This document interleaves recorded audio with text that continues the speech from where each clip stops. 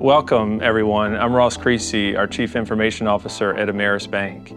And today, we're going to talk about cyber and fraud protection for our businesses. In today's digital landscape, cyber and fraud are becoming increasingly impactful to the businesses that surround our financial institution. And today, I have a set of experts that are going to talk about not only cyber, but what we're seeing in fraud, tips that businesses can do to protect and prevent fraud. So let me turn it over and introduce the panel. Nick? Thanks, Ross. Nick Ferrer. I am the Director of Treasury Sales for the organization. What that means is I am responsible for the treasury officers that partner with our branches and our commercial bankers to talk to clients about receivables, payables, information reporting, but really about this topic, fraud. So they are on the front line partnering with our internal partners and our clients to mitigate fraud. And I'm Keena Caesar, Retail Area Manager. I'm responsible for leading branch teams and branch bankers across our footprint. It's good to be here. I'm really excited about discussing this topic. Hi, I'm George Perez. I am the CISO here at Ameris Bank. What that means is I oversee all of cybersecurity and physical security for our facilities. Thank you for having me. Thanks, you all.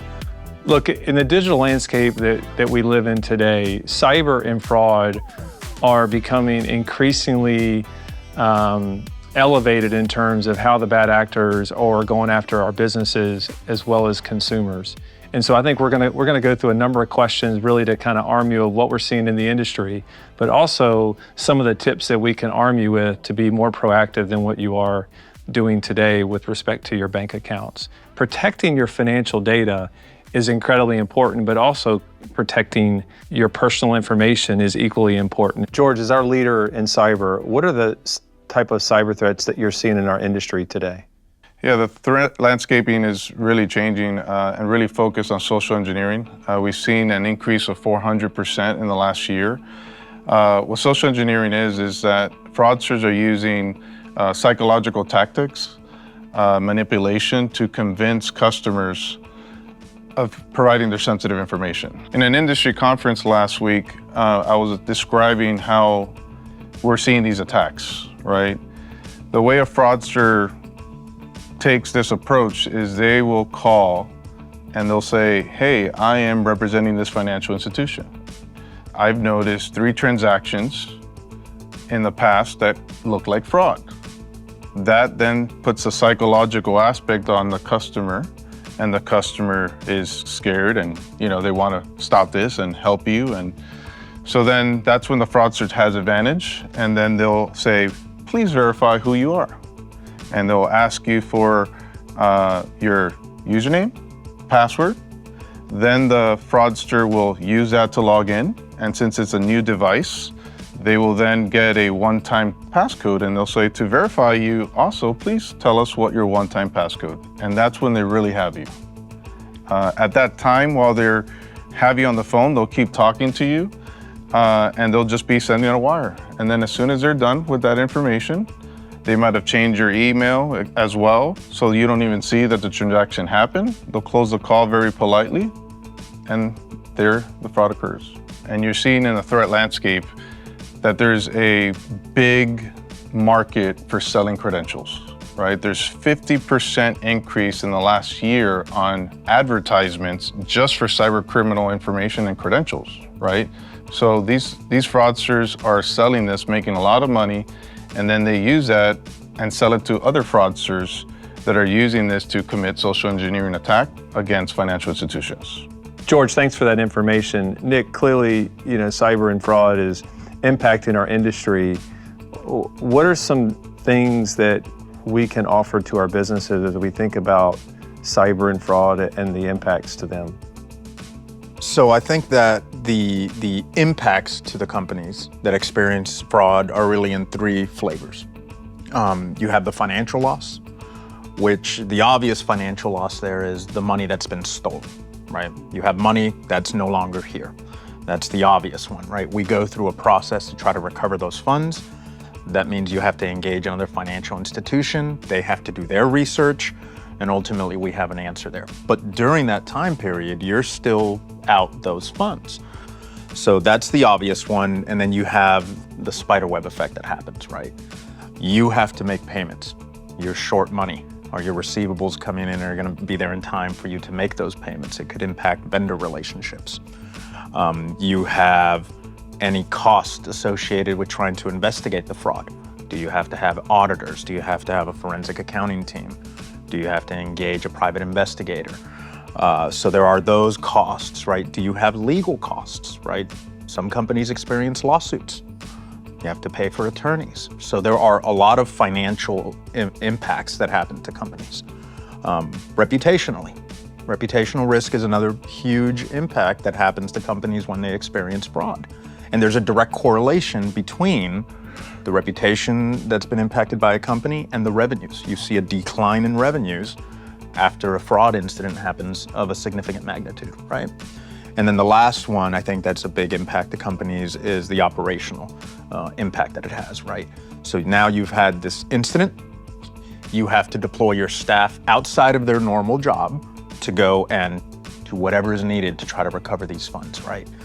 You at that point are also in a rush to try to deploy mitigants against future occurrences, where you could have done that prior and not have to have trying to figure this out during a very hectic and chaotic fraud incident that's going on. So really it's threefold. It's the financial impact, the reputational risks that you incur, and then the operational disruption that happens. Clearly, fraud is very disruptive for businesses when they experience an incident. What are some tips that businesses can deploy into their company to really prevent and be much more proactive in a fraud incident? Yeah, great question, Ross. There's a lot companies can deploy. There's a lot of products, solutions, but we're not going to talk about any of those, right? Because there are things that companies can deploy that don't cost anything except your time. And in a world of technology, as technology speeds up, we need to slow down a little bit, right? So some of the things they can do, deploy background checks on everyone you do business with, right?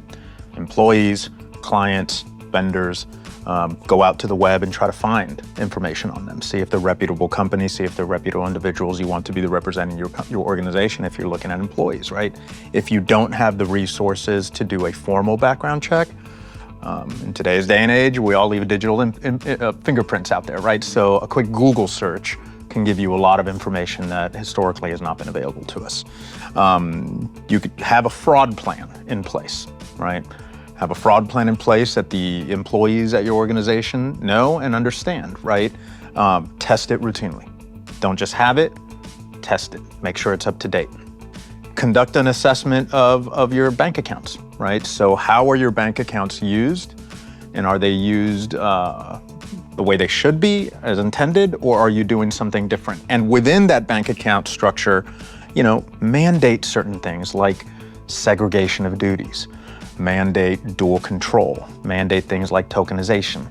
That again is an added step, but it's a needed step. It's again, having that theory of slowing down with technology. Manage employee access, right? Individuals who need to have access to accounts should, but if they don't need to have access to those accounts, don't give them the access to those accounts. Inspect your accounts daily, right? I know that it's a chore to reconcile, so we're not asking to reconcile, but there's no organization in today's landscape with technology that shouldn't be looking and reviewing their accounts on a daily basis. Organizations can isolate a computer, right? They can have a computer that's only used for financial institutions, so your banking credentials, your banking login, all on one computer, and you don't have access to the internet, you don't have access to your email, personal email, no YouTube, no funny dancing cat videos, right? You want to prevent bad guys from finding a way into your network. Pick up the phone and authenticate, right? Pick up the phone, walk down the hall, bring back that human element to technology, right? Technology is great, but again, let's slow it down. Let's pick up the phone, let's authenticate all requests. Let's make sure we're talking to the individual we believe sent us the email or a text message. So that's something that I highly encourage, right? Walk down the hall and just have a conversation with someone. An organization will want to notify their bank partner and law enforcement, right? That's important because there could be information that law enforcement and the bank use to help prevent future fraud incidents, right? It could be a much larger investigation. What we find sometimes is that companies will not report certain things that they feel that law enforcement or banking partners can't help with. But what they don't understand is that that information might be a piece of puzzle that we are missing. And then ultimately, there are bank products and solutions that companies can deploy. There are IT resources that a company can deploy. There are insurance resources that a company can deploy.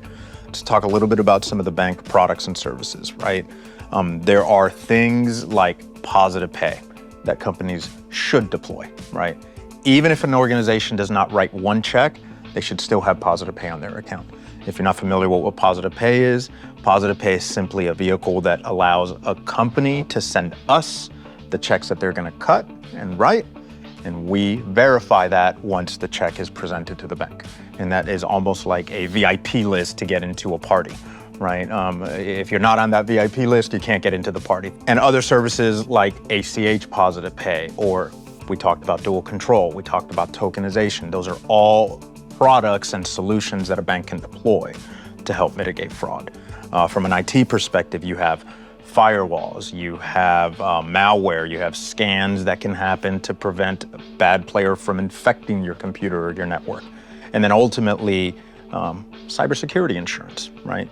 Does the organization have cybersecurity insurance, and do the individuals at the organization understand the policy and the steps needed to take post-incident?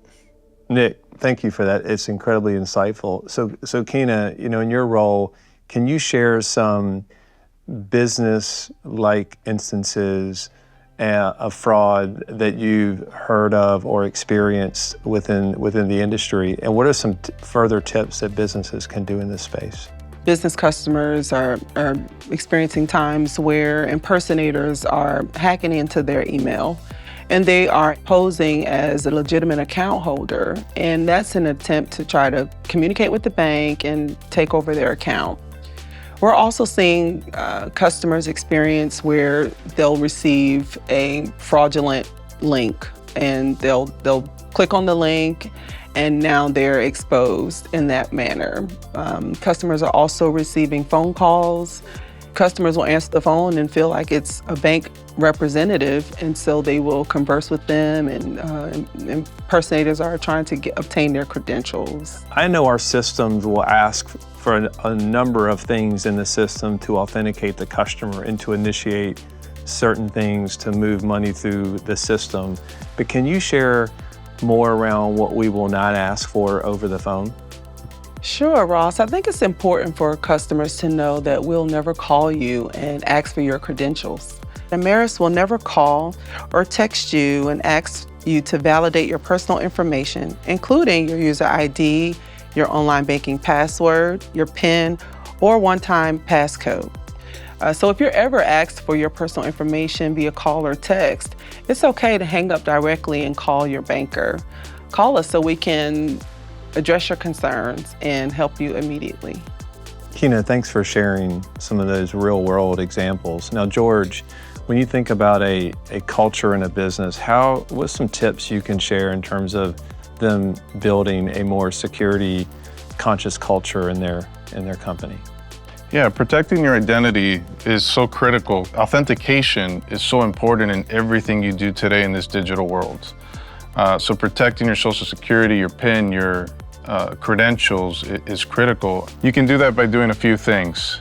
If somebody calls you and asks you for information, payment information, credential information, don't give that away, right? We're never going to call you, or a financial institution is never going to call you and ask you for your credentials or password.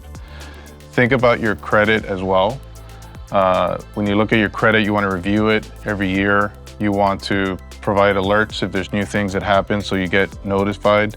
Most importantly, what I personally like to do is freeze my credit, right? That way I don't have to worry about it, and I only turn it on or when I need to purchase something that requires a credit run. Other things to consider is that multi-factor is really important when you're using passwords and you're authenticating. You want to enable it in any high-risk workflows, or if you're accessing your email, you're accessing your Amazon account, whatever it is, right? Your bank. it's important that you use multi-factor. When you use websites, this is the thing that people don't notice, is your weakness to getting your password is the weakest website that you will log into that doesn't have security. And when you use your same password in every single website, what happens is they steal those credentials from a website that doesn't have protection, and then they'll use it at a financial institution, and there goes your money. So that's why it's so important to have unique, complex passwords, especially for things like your financial institution. George, thanks for that. I know it's super helpful. I think, you talk about websites that store information. I always encourage people never to store their bank or card information in a website because you don't really understand their security posture, and that's where they're also taking advantage, to your point. So thank you for that. So let's kind of pivot a little bit and talk about emerging threats, right? When you think about the landscape of fraud and cyber, it's changing every day. They're learning something new to be able to take advantage of someone tomorrow. So Nick, let me turn it over to you first and give me kind of your point of view on emerging threats and what businesses should really think and focus about in this space. Yeah, that's a good question. I think one of the first things that an organization can deploy is this, right? Talking about it and educating. So to me, the education piece is very important for every organization, to even go so far as to deploy a subject matter expert in fraud, or a fraud champion, if you will, that goes and joins associations, partners with different individuals to be educated on fraud, and then that individual can come back and educate the staff on what is being seen in the fraud landscape now. The one thing that companies, well, not just companies, what everyone needs to understand, and George alluded to this earlier, what we see or what we saw with fraud yesterday is not what we're seeing today, and definitely not what we're seeing tomorrow. The evolution of technology and its rapid growth is going to be manipulated by fraudsters to find vulnerabilities within our systems. So that's why education is so important. And then ultimately, stack hands with your partners. You have a relationship with your bank, use that, leverage that. You have an accountant, leverage that, right? Use them, use their experiences. You have an insurance company that can help provide you policies to protect you against cyber incidents. And then ultimately, you have your IT resources, either internal IT resources or a third party that can go in there and help you formulate a strategy to prevent the bad guys from coming in and stealing funds from you. Yeah, thank you. Kina? I think it's important that we monitor our accounts on a daily basis. I think gone are the days where we, sign on just to do some monthly reconciliation. I think if we monitor our accounts all the time, we notice something suspicious, again, contact your banker immediately. I think it's important in our industry to bring the human element back. We have a team of bankers that can go and visit business owners at their place of business, do a review, and recommend products and solutions to help fraud prevention. I am a belief that everyone needs a banker, and we would love an opportunity to earn your business, become that trusted advisor for you. Thank you. George? The thing that we don't realize in today's world is that we're always very busy, right? We're always going from one thing to another, whether it's work and then taking the kids to school and then it's something at night. And fraudsters know this, right? They're looking at the psychological tactic of this, and they're taking advantage of it. And they're going to attack you at the most busiest time, whether it's at work, in the middle of traffic, etc. And that's not when our mind's right. That's when probably our mind is a little bit more stressed. And in those cases, when they call you, that's when they're gonna try to leverage and pretend that they're a financial institution and try to take your information. And my recommendation is that you do not do any type of transaction during those times. I wanna thank the three of you for sharing your thoughts and perspective today as it relates to fraud and cyber. And look, at Ameris, we're super focused on not only the customer experience, but supporting and servicing the customers in our community, both, in person and digitally. But look, people who have access to a bank account have a big responsibility when you own or work for a business. And I think it's super important to always have a sense of control on when you're logging in and checking the account and what you're not only what you're doing, but also when someone calls you. And look, if you happen to make a mistake and give something to a bad actor, the best thing you can do is quickly pick up the phone, call your banker, call Ameris, call the call center.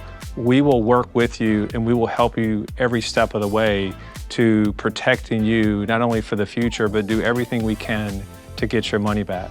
We have great resources on our website, but like Keena said, reach out to your banker, stay connected with your banker, but continually look at your bank accounts to make sure the transactions that flow in your bank account are legitimate, and quickly call Ameris if you think there is a transaction that's not. I want to thank you for listening today, and please be safe, continue to be diligent as it relates to cyber and fraud, and every single day they are learning something new, so always make sure the person you are talking to is legitimate. Authenticate that conversation.